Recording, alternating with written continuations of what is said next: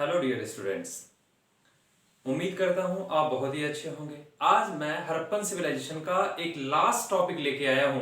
यानी इससे पहले मैंने part 1, part 2, part 3, part 4, part 5 आप हमारे यूट्यूब चैनल्स के आप simple part 1 first urbanisation of India by Vikas Kumar, part 1 first urbanisation of India, part 2 by Vikas Kumar, first urbanisation of India part 3, इस तरीके से करके आप टोटल पार्ट 6 तक जा सकते हैं। ठीक है, देख सकते हैं। लेकिन आज का जो वीडियो है यानी पार्ट 7 जो है वो हड़प्पन सिविलाइजेशन का लास्ट टॉपिक है। इसके इन सारे वीडियोस में हमने एनसीईआरटी और एनसीईआरटी के अलावा कुछ रेफरेंस बुक्स हैं, उन तमाम चीजों को कवर करके मैंने इन पूरे सिविलाइजेशन को कंप्लीट किया है। स्पेशली वैसे बच्चों के लिए जो 6 to 12 एनसीईआरटी को बेहतर तरीके से समझना चाहते हैं, वैसे बच्चे जो क्लास 12 बोर्ड के लिए इस चैप्टर्स को अच्छे से पढ़ना चाहते हैं, और वैसे बच्चे जो फ्यूचर में यूपीएससी के लिए आगे बढ़ना चाहते हैं, उन तमाम बच्चों के लिए ये काफी रेलिवेंट, काफी इंपॉर्टेंट और काफी उनके लिए बेनिफिटेड है।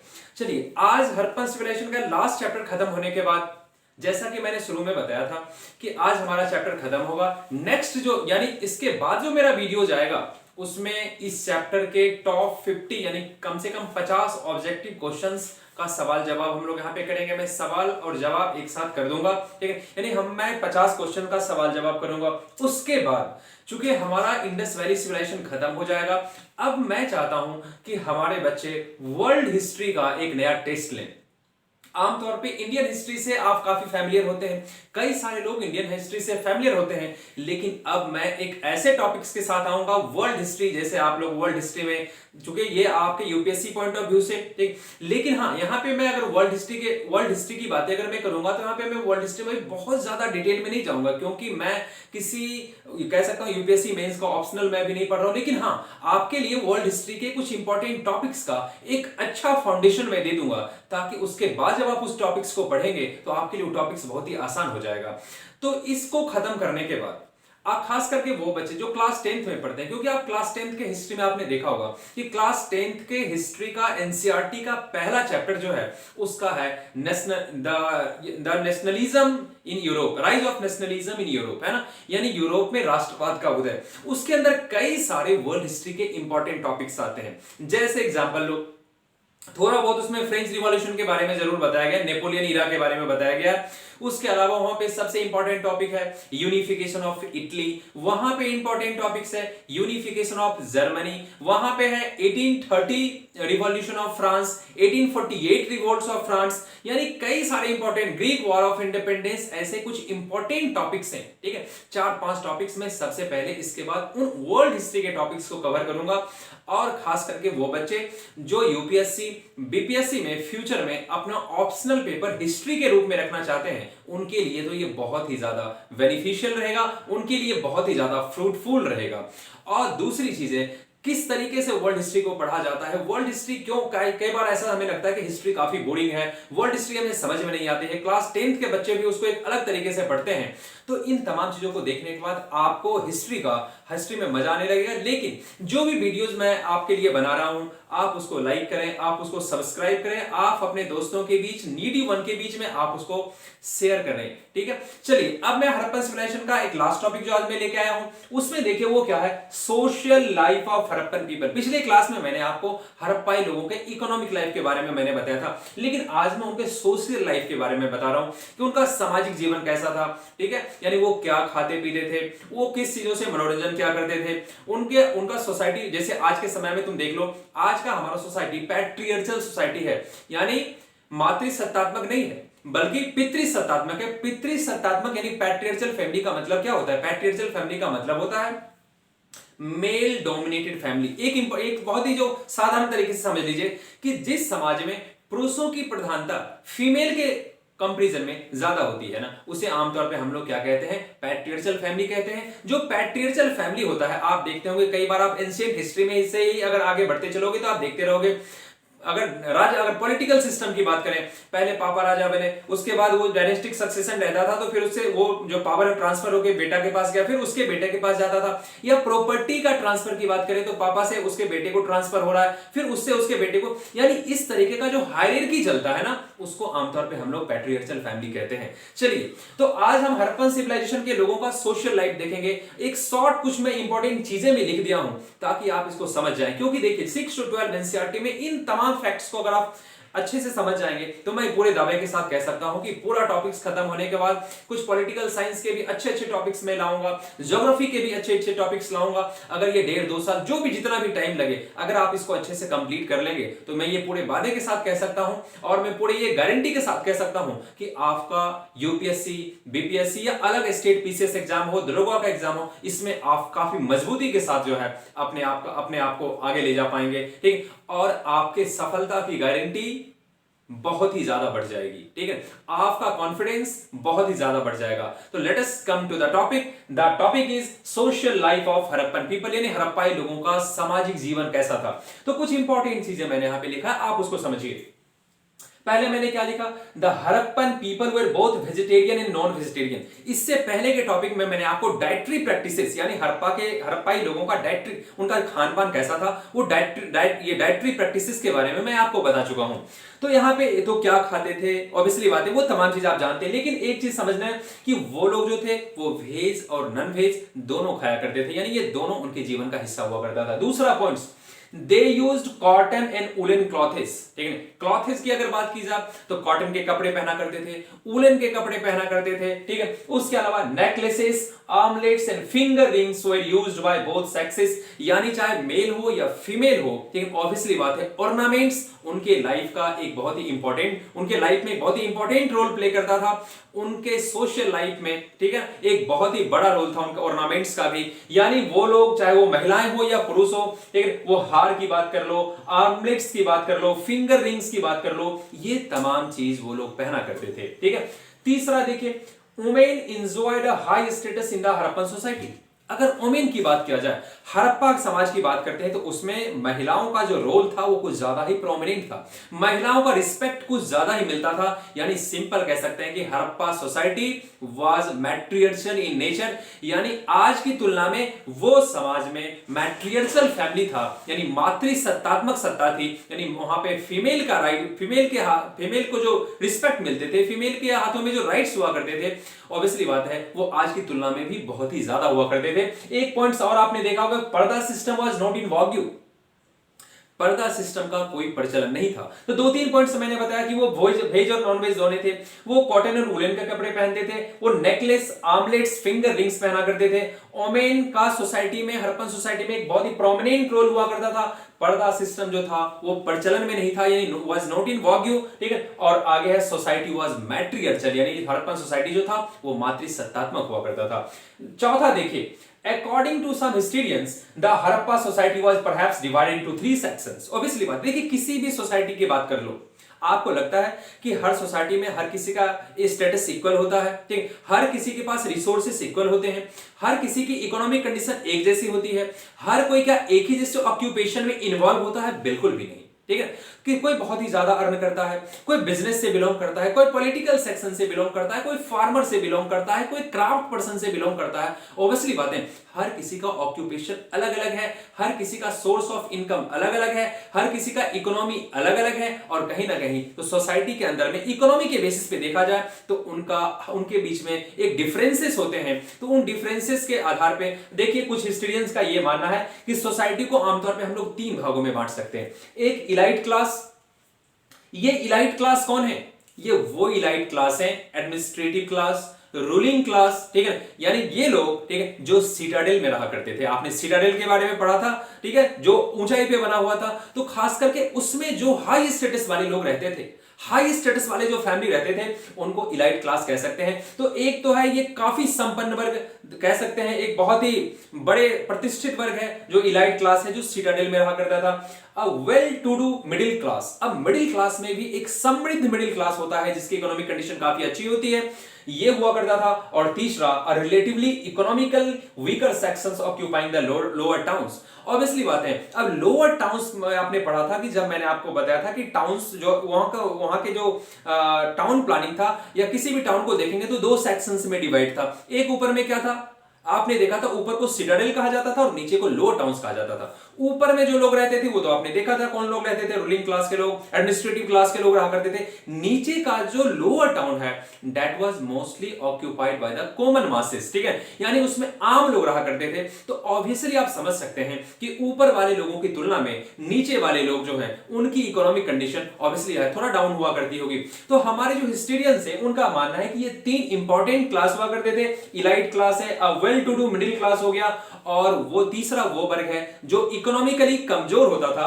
कमजोर का मतलब क्या, कोई भूखमरी ऐसा नहीं था कि दे बिलोंग टू पॉवर्टी, ठीक है ना, दे सफर्ड फ्रॉम पॉवर्टी, ऐसा कुछ भी नहीं था, क्योंकि हर किसी की स्थिति हड़प्पन सिविलाइजेशन में अच्छी थी। एग्रीकल्चर प्रोडक्टिविटी भी अच्छी थी, ठीक है, आपने देखा ट्रेड इन कॉमर्स भी फ्लोरिशिंग स्टेज में था, क्राफ्ट्स इंडस्ट्रीज भी फ्लोरिशिंग स्टेज में था, यानी हर व्यक्ति के पास प्रॉस्पेरिटी थी, हर इंसान की कह सकते हैं जो इकोनॉमिक कंडीशन थे वो एक बेहतर थी, ठीक है। लेकिन अगर इकोनॉमिकली देखा जाए तो उन तीनों में कुछ इकोनॉमिकल डिफरेंसेस जरूर थे।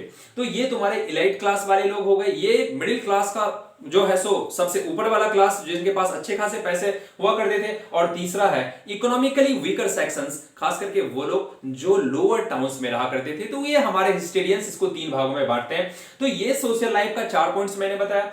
पांचवा पॉइंट्स देखिएगा तो क्या लिखा गया, अब देखो यहां पे लिखा गया है the careful placement of the bodies provided with ornaments and toiletries. पहले इसको समझाता हूं एक दूसरे तरीके से। देखो जैसे ब्यूरियल्स की अगर बात की जाए, जैसे आज आप देखेंगे आज के सोसाइटी में चूंकि कई सारे अलग अलग रिलीजियस डाइवर्सिटीज है। आज अगर मैं इंडिया की बात करूं तो रिलीजियस डाइवर्सिटीज है। रिलीजियस डाइवर्सिटीज का मतलब क्या होता है, धार्मिक विविधता, यानी हमारे देश के अंदर में कई अलग अलग धर्मों के लोग रहते हैं, ठीक। और धर्मों के लोग तो कई अलग अलग रहते हैं, तो उनका जो फाइनल राइट्स होता है, यानी उनका जो मरने के बाद जो राइट्स होता है, राइट्स एंड रिचुअल्स होता है, उसमें डिफरेंसेस होते हैं। जैसे आप देखते होंगे खास करके हिंदू समाज के लोग जब मरते हैं तो उनको मतलब उनको जलाया जाता है। खास करके मुस्लिम समाज के लोग जब मरते हैं तो उनको दफनाया जाता है। यानी अलग अलग सोसाइटी में क्या है, ऑब्वियसली बात है, जो फाइनल राइट्स एंड रिचुअल्स हैं उसमें डिफरेंसेस पाए जाते हैं। अब ये हड़प्पन लोगों का फाइनल राइट्स एंड रिचुअल्स कैसा हुआ करता था, तो आपको मैं पहले ही बता चुका हूं, चूंकि हड़प्पन सिविलाइजेशन के स्क्रिप्ट्स को डिसिफर नहीं किया गया है, नहीं पढ़ा नहीं जा चुका है, इसलिए फाइनल कंक्लूजन आप किसी एक कंक्लूजन को स्ट्रांगली नहीं कह सकते हैं। यानी आपको अलग अलग हिस्टोरियंस के, अलग अलग आर्कियोलॉजिस्ट के ओपिनियंस को क्या करना पड़ेगा, एक्सेप्ट करना पड़ेगा, और उसके अकॉर्डिंग आपको आंसर को क्या करना है, सामने वाले को देना है। तो जैसे अगर मैं वहां पे क्या करूं कि वहां के मरने के बाद लोगों के साथ फाइनल राइट्स कैसे किया जाता था, तो अलग अलग जो आर्कियोलॉजिस्ट हैं उनका अलग अलग मानना है। कुछ लोग ये मानते हैं, जो एक सबसे popular final rights and rituals था वो इन लोगों का ये मानना है कि डेड बॉडी जो होता था उसको नॉर्थ साउथ डायरेक्शन में, नॉर्थ साउथ डायरेक्शन का मतलब क्या होता है, उत्तर की तरफ सर और पैर जो है वो साउथ डायरेक्शन में करके उनको नीचे रखा जाता, कब्र में रखा जाता था, ग्रेव यार्ड में रख के, ठीक है। और उनके साथ कुछ सामान यानी कुछ मटेरियल्स भी दफनाए जाते थे, चाहे वो कॉपर का मिरर हो, चाहे वो कॉपर का यूटेंसिल्स हो, चाहे वो कह सकता हूं ऑर्नामेंट्स हो, ये तमाम चीज भी सबों के साथ दफनाए जाते थे, ठीक है। तो देखिए आप इजिप्ट सिविलाइजेशन की अगर बात करेंगे, सिविलाइजेशन ऑफ इजिप्ट की अगर हम लोग बात करें तो वहां पे भी बड़े बड़े पिरामिड्स मिलते हैं, यानी वो पिरामिड्स जहां पे लोगों को दफनाया जाता था खास करके, और उन दफनाए गए लोगों के साथ में बड़े पैमाने पे कह सकते हैं वेल्थ को भी दफनाया जाता था। यानी अगर सपोज कर लो किसी व्यक्ति को अगर दफनाया जा रहा है और उसके साथ कुछ मटेरियल्स को भी दफनाया जा रहा है, कुछ ऑब्जेक्ट्स को भी दफनाया जा रहा है, यानी यहां से कॉन्सेप्ट डेवलप होता है that is life after death, ठीक है। लाइफ आफ्टर डेथ, यानी और लाइफ आफ्टर डेथ का मतलब क्या है, जन्म और पुनर्जन्म का सिद्धांत हो गया। यानी ऑब्वियसली बात है वो चीजें मैं क्यों दे रहा हूं, उसके साथ मैं क्यों दे रहा हूं, ताकि अगला जन्म हो तो इसको ये तमाम चीज अगले जन्म में मिले, यानी अगले जन्म में उसके साथ प्रॉस्पेरिटी आए। देखिए आज भी आप अगर मैं हिंदू रिलीजन की बात करूं तो बर्थ एंड रीबर्थ की बात हम लोग पढ़ते हैं, ठीक है। और तभी तो आप हिंदू धर्म ग्रंथ में एक वर्ड पढ़ते होंगे लिबरेशन, ठीक है, इनलाइटनमेंट, यानी कई बार कहते हैं कि मोक्ष की प्राप्ति। मोक्ष की प्राप्ति का मतलब क्या हो गया कि जो बर्थ और रीबर्थ का जो साइकिल है वो खत्म हो जाता है, समझ गए। यानी मोक्ष की प्राप्ति करने के बाद इंसान को बार बार जन्म नहीं लेना पड़ेगा, यानी उसकी पुनर्जन्म नहीं होगी, और ये जो सोल है वो सुप्रीम सोल में एब्जॉर्ब हो जाता है। समझ गए। चलिए हम लोग रिलीजियस चीजों पे भी हम लोग वीडियोस लाएंगे, ठीक है, धीरे धीरे सब चीजों पे वीडियोस आता चलता जाएगा और मैं उसको भी बहुत ही क्लियरली तरीके से समझाऊंगा कि अलग अलग धर्मों के अंदर में क्या क्या रिलीजियस प्रैक्टिसेस हैं, अलग अलग धर्मों के अंदर में क्या क्या रिलीजियस डाइवर्सिटीज हैं। तो इनके सबको दफनाया जाता था, ऑब्वियसली बात है, तो सबके साथ कई सारी चीज दफनाए जाते थे। यानी ये क्या बताता है कि there was prevalence of concept of life after death, है ना, यानी जन्म और पुनर्जन्म का जो कॉन्सेप्ट था वो हड़प्पन लोगों में मौजूद था। तो ये तमाम चीज उनका सोशल लाइफ हुआ करता था, ये मैंने आपको बता दिया। अब रिलीजियस लाइफ ऑफ हड़प्पन की हम लोग बात करते हैं, आज के लाइफ का देख लो। आज क्या है, आज मैं अगर इंडिया की बात करूं, रिलीजियस ऑब्वियसली बात है, इंडिया में एक तो रिलीजियस डाइवर्सिटीज है, कई अलग अलग धर्म के लोग रहते हैं। अब मैं अगर हिंदू धर्म की मैं बात करूं, ठीक है, जैसे मान लीजिए आप इस्लाम में जाएंगे, ठीक है, तो इस्लाम कहता है गॉड इज वन, ठीक है। आप मान लो क्रिश्चियन में जाओ, किसी में भी जाओ, देखो हर धर्म यही कहता है गॉड इज वन, ठीक है ना। ये मत समझना कि हिंदू धर्म ये नहीं कहता है कि गॉड इज, हिंदू धर्म ये कहता है कि गॉड इज डिफरेंट, वो भी ये कहता है गॉड इज वन, ठीक है। आप गीता में पढ़ लो, आप वेद में पढ़ लो, वहां पे ये जरूर कहा गॉड को हम लोग कई अलग अलग फॉर्म में पूजते हैं, ठीक है। हमने गॉड के कई अलग अलग अवतार यानी इंकारनेशन को मान के उनकी पूजा करते हैं, बट ये हम लोग भी जानते हैं और ये हमारा धर्मशास्त्र भी कहता है कि ईश्वर एक ही है, ठीक है। लेकिन जो भी है उनके अलग अलग इंकारनेशन की, उनके अलग अलग फॉर्म्स की हम लोग पूजा करते हैं। तो या रिलीजियस लाइफ ऑफ हड़प्पन्स की अगर बात करें तो दे वर पॉलीथिस्ट। पॉलीथिस्ट का मतलब क्या था, बहुदेववादी, यानी वो कई सारे देवताओं की पूजा करते थे। दूसरा चीज नेचर वर्शिपर, और लोग प्रकृति की पूजा करते थे, है ना। तो यानी हम लोगों ने क्या देखा, यानी रिलीजियस डाइवर्सिटीज वहां पे भी देखने को मिलती है, कहां पे, हड़प्पन लोगों के जीवन में। तो आप देखते हैं कि वो बहुदेववादी थे, पॉलीथिस्ट थे, यानी कई सारे देवताओं की पूजा करते थे, और वो नेचर वर्शिपर थे, ठीक है, यानी वो प्रकृति की पूजा करते थे। बहुदेववादी तो थे ही, ठीक है, यानी वो आइडल वर्शिपर्स भी थे, क्योंकि कई सारे ऐसे आर्कियोलॉजिकल एविडेंसेस मिलते हैं जो हमें ये बताते हैं कि हड़प्पाई लोग आइडल वर्शिपर यानी प्रकृति यानी कह सकते हैं मूर्ति पूजक थे। चलो अब वो किसकी किसकी पूजा करते थे, तो देखो कई सारे मदर गॉडेस, है ना, यहां पे दिया हुआ है, मातृ देवी की वो लोग पूजा करते थे। प्रोटो शिवा, शिव के आकार के, कह सकते हैं ये शिव के, ये प्रोटो शिवा मतलब पशुपति शिव। आज भी आप देखते हैं ना, बाबा भोलेनाथ महादेव की पूजा करते हैं, कुछ ऐसे ही भोलेनाथ महादेव की पूजा उस समय में हुआ करती थी, जिसे पशुपति महादेव कहा जाता है। ट्री एंड वाटर की पूजा करते थे। लिंग, आज भी देखना आप शिवालयों में जब जाएंगे तो शिवलिंग होता है, वो लोग शिवलिंग की भी पूजा करते थे। एनिमल वर्शिपर, ठीक है ना, वो लोग जानवरों की भी पूजा करते थे। यानी आप देख सकते हैं वर्शिपिंग डाइवर्सिटीज आपको यहाँ पे देखने को मिलती है कि मदर गॉडेस की पूजा करते हैं, प्रोटो शिवा की पूजा करते हैं, ट्री एंड वाटर की पूजा करते हैं, लिंगा की पूजा करते हैं, एनिमल वर्शिपर, इतना तमाम चीजों की पूजा करते हैं कौन, हड़प्पन सिविलाइजेशन के लोग। चलो अब मैं स्क्रिप्ट की बात करता हूं। आपको मैंने बताया था कि हड़प्पन सिविलाइजेशन के जो स्क्रिप्ट हैं वो डेसिफर्ड नहीं किए जा चुके हैं, यानी आज तक इनिग्मेटिक कहा जाता है कि मतलब Harappan civilisation, the script of Harappan civilisation में इनिग्मेटिक यानी क्या है, आज तक उसको पढ़ा नहीं जा चुका है। तो अब दो तीन चीजें समझिएगा, स्क्रिप्ट तो ठीक है, आज मान लो हम कोई भी चीज लिखते हैं, ठीक है, तो ऑब्वियसली बात है, तो आप देख लो खास करके जब हम अपने किसी कह सकते ब्राह्मण, हम यहाँ के देवनागरी लिपि की अगर हम लोग बात करें तो आप देखते होंगे कई अल्फाबेटिकल हम लोग लिखते हैं, ओ आ से लेकर योरा तक ऐसे करके देखते हैं ना, ठीक है, ये हमारा एक अल्फाबेटिकल ऑर्डर है, ठीक। लेकिन हड़प्पन सिविलाइजेशन का जो स्क्रिप्ट था, पहली चीज वो एक पिक्टोग्राफिक स्क्रिप्ट था, इसे पहली चीज समझिएगा, ठीक है ना, यानी वो चित्रलिपि हुआ करती थी। तो पहला चीज तो आपको समझ में आ गया। पहला चीज ये है कि the script of Harappan civilisation has not deciphered till yet, यानी अभी तक उसे पढ़ा नहीं जा चुका है, पहली चीज। दूसरा चीज, the what kind of script was there, ठीक है, तो that was pictographic script, और हड़प्पन सिविलाइजेशन का स्क्रिप्ट जो हुआ करता था वो चित्रलिपि हुआ करता था। तीसरा चीज, ठीक है, the script of Harappan civilisation doesn't seems to be alphabetic, ठीक है, यानी अल्फाबेटिकल, यानी हड़प्पन सिविलाइजेशन का जो स्क्रिप्ट है वो अल्फाबेटिकल नहीं दिखता है। क्यों? क्योंकि टोटल नंबर ऑफ साइंस जो हैं, SIGNS, साइन मतलब चिन्ह, ठीक है, टोटल नंबर ऑफ साइंस जो हैं वो 375 से 400 के बीच मिलते हैं। यानी ये तो सिंपल है कि 375 और 400 ये तो बहुत ज्यादा साइन हो गया, यानी ये अल्फाबेटिकल नहीं है, क्योंकि अल्फाबेटिकल में तो काफी कम साइन होते हैं, ठीक है। तो ये टोटल नंबर ऑफ साइंस कितने मिलते हैं, 375 से 400 के बीच में, ठीक है। वो स्क्रिप्ट कैसा, पिक्टोग्राफिक स्क्रिप्ट है, ठीक है। दूसरा वो स्क्रिप्ट जो है किधर से किधर लिखा जाता था, राइट से लेफ्ट की तरफ लिखा जाता था, इस बातों को दिमाग में रखिएगा। वो स्क्रिप्ट किधर से किधर लिखा जाता था, राइट से लेफ्ट की तरफ लिखा जाता था, ठीक, लेकिन उस स्क्रिप्ट को पढ़ा नहीं जा चुका है। चलिए आगे देखते हैं हमारा क्या है यहाँ पे, डिक्लाइन। अब लास्ट टॉपिक है decline of Indus valley civilisation. अब देखो हर चीजों का पतन होता है। ये जो सृष्टि है ना, ये जो ब्रह्मांड है ना, ये जो विश्व है ना, यहां पे जो भी चीज आया है, एक समय उसकी उत्पत्ति होती है, एक समय उसका विस्तार होता है और एक समय वो अपने पतन अवस्था की तरफ जाता है। ठीक है, आप किसी को भी देख सकते हैं। यहां पे मैं एक छोटा सा स्टोरी आपको मैं कहना चाहूंगा, और अगर आप इस चीजों को नहीं देखें तो एटलीस्ट आपको देखना चाहिए कि इंसान का जीवन कितना संघर्षों से कितना संघर्षों से भरा होता है। और इंसान के जीवन में कई बार उसके जीवन क्षितिज पे होते हैं, ऐसा लगता है कि वो ब्रह्मांड का स्वामी हो चुका है, वो अपने क्रिएटिविटी का स्वामी है, वो विश्व में एक राजा की तरह राज करता है। लेकिन एक समय कई सारी ऐसी दुर्घटनाएं होती हैं, उसके जीवन को तोड़ मरोड़ कर रख देती हैं। ठीक है, आपको मैं कुछ ऐसा ही एक छोटा सा स्टोरी कहूंगा, आप जरूर उसको सुने और एटलीस्ट आप जरूर उसे सर्च करें और आपको ये समझ में आएगा कि मानव का लाइफ क्या है। ठीक है, इसलिए हमें एक बैलेंस्ड लाइफ, एक सिस्टमैटिक लाइफ, एक बहुत ही ग्रेसफुल लाइफ जीना चाहिए, ताकि दूसरे के लोगों को जीवन, हमारी चीजों, हमारे प्रयास से हजारों लोगों की मदद हो सके, एटलीस्ट एक लोगों की तो जरूर मदद हो सके, नीडी लोगों की तो जरूर मदद हो सके। आपको मैं एक नाम बताता हूं, आप उस नाम को यूट्यूब पे सर्च करेंगे, संतोष आनंद। ठीक है, संतोष आनंद ये बहुत बड़ा नाम है। ठीक, और ये संतोष आनंद कौन है?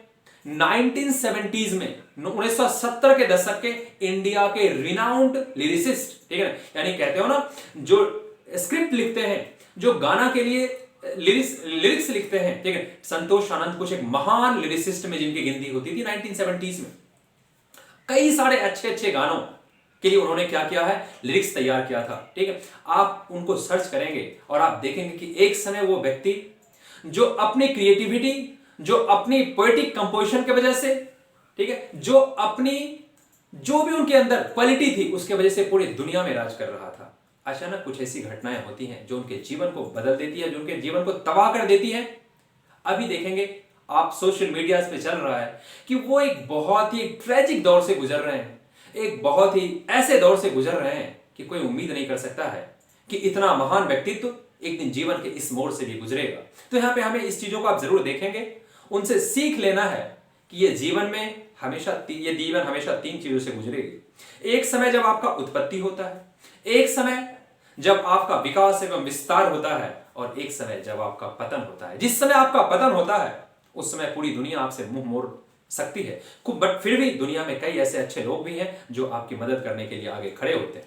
ठीक है, तो आपको भी इस बातों को दिमाग में रखना है कि आज अगर आपका अच्छा वक्त चल रहा है तो ऐसा नहीं है वो हमेशा चलेगा, क्योंकि सृष्टि का साइकिल है, ये यूनिवर्सल साइकिल है कि ये तीनों चीजों से गुजरेगा। और अगर आपका वक्त बुरा भी चल रहा है तो वो हमेशा ऐसा नहीं रहेगा। ठीक उसी तरीके से हड़प्पन सिविलाइजेशन को भी आप देख लीजिए। क्या हड़प्पन सिविलाइजेशन का वक्त हमेशा एक जैसा था? जी नहीं। एक समय हड़प्पा का अर्ली हड़प्पन फेज था, एक वक्त हड़प्पा का मैच्योर हड़प्पन फेज आया, जिस समय हड़प्पन सिविलाइजेशन पूरी दुनिया के लिए हिस्ट्री बन गया, इंस्पिरेशन बन गया, और एक समय अब हम लोग पढ़ रहे हैं हड़प्पा का डिक्लाइनिंग फेज। हड़प्पा का पतन कैसे हुआ? ऑब्वियसली बात है कि हड़प्पा के पतन के लिए आर्कियोलॉजिस्ट कई अलग अलग कारण को जिम्मेदार मानते हैं, क्योंकि एग्जैक्ट कारण के बारे में नहीं बताया जा सकता है, एग्जैक्ट कंक्लूजन पे नहीं पहुंचा गया है कि what would be the exact reason behind the decline of Indus valley civilisation. यहां पे 3-4 कारण लिखे हुए हैं, और जैसे देखो, फ्लड्स एंड अर्थक्वेक्स, बाढ़ या भूकंप। कुछ लोगों का, यानी देखें यहाँ पे आरएल राइक्स है, ठीक है, ये आरएल राइक्स कौन है? ये एक बहुत ही नामी हाइड्रोलॉजिस्ट हैं थे, ठीक है। इन्होंने ये बताया है, उन्होंने ये कंक्लूड किया कि हड़प्पन सिविलाइजेशन का जो डिक्लाइन हुआ है वो फ्लड एंड अर्थक्वेक इसके लिए रिस्पॉन्सिबल रहा। दूसरा जो आर्कियोलॉजिस्ट है उनका नाम है एच.टी. लैम्ब्रिक।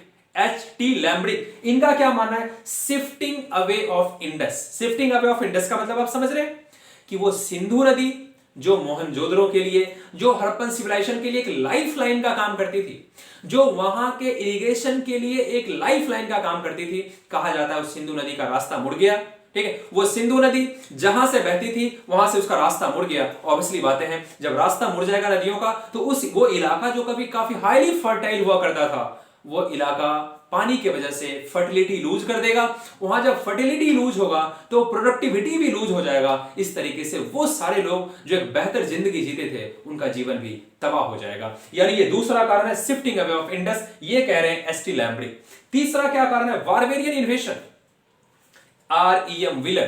ठीक है, ये R.E.M. विलर क्या कह रहे हैं? आपने ऋग्वेद के बारे में कभी पढ़े हैं? अगर नहीं पढ़े हैं तो हमारा वीडियोस ऋग्वेद सब चीजों पे आएगा, आप उसको भी देखेंगे। ठीक है। ऋग्वेद को जब आप पढ़ेंगे, जो कह सकते हैं जो 4 वेदाज में सबसे एंशियंट, सबसे ओल्डेस्ट वेदाज अगर कोई है तो वो ऋग्वेद है। सबसे बड़ा वेदाज है तो वो ऋग्वेद है। ऋग्वेद में एक गॉड का बहुत ज्यादा नाम लिया गया है, उसको इंद्र कहा जाता है। उन्हें क्या कहा जाता है? इंद्र कहा जाता है। उन इंद्र को आप जानते भी होंगे, ठीक है।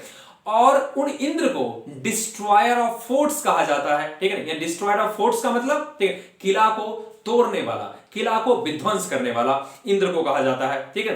तो चूंकि अब ऋग्वेद का सहारा लेके आर्यम विलर ये कहते हैं कि हड़प्पन सिविलाइजेशन के ऊपर आक्रमणकारियों ने आक्रमण कर दिया, ठीक है, और उसने हड़प्पन सिविलाइजेशन को नष्ट कर दिया। और ये आक्रमणकारी किसको मान रहे हैं? पुरंदर को मान रहे। पुरंदर का मतलब इंद्र को ही पुरंदर कहा गया है, यानी वो पुरंदर जिसे ऋग्वेद में डिस्ट्रॉयर ऑफ द फोर्ट्स कहा गया है। जब आप ऋग्वेद में पढ़ेंगे तो ऋग्वेदिक काल में, यानी हमारा जो 1500 से 1000 बीसी का जो टाइम पीरियड था, उस समय में अग्नि हुआ करते थे, इंद्र हुआ करते थे, वरुण हुआ करते थे, ये सब फेमस डेटीज हुआ करते थे, यानी वो देवता जिनकी ज्यादातर पूजा हुआ करती थी। समझ गए? तो यहां उनका एग्जाम्पल लेके आर्यम विलर कह रहे हैं, ठीक है, ऋग्वेद का सहारा लेके कि बार इंद्र ने आक्रमण किया होगा, पुरंदर ने आक्रमण करके हड़प्पन सिविलाइजेशन को नष्ट कर दिया। और लास्ट वाला क्या है? Ecological imbalance. इकोलॉजिकल इंबैलेंस का मतलब क्या होता है उसको समझिएगा। इनका मानना है, कुछ आर्कियोलॉजिस्ट का ऐसा मानना है कि एनिमल की जनसंख्या बढ़ गई, इंसान की जनसंख्या बढ़ जाती है, इन दोनों की जनसंख्या बढ़ गई, फूड प्रोडक्टिविटी पे दबाव बढ़ गया, ठीक है ना। यानी ऑब्वियसली बात है, ज्यादा से ज्यादा उत्पादन करने की कोशिश की जाने लगी।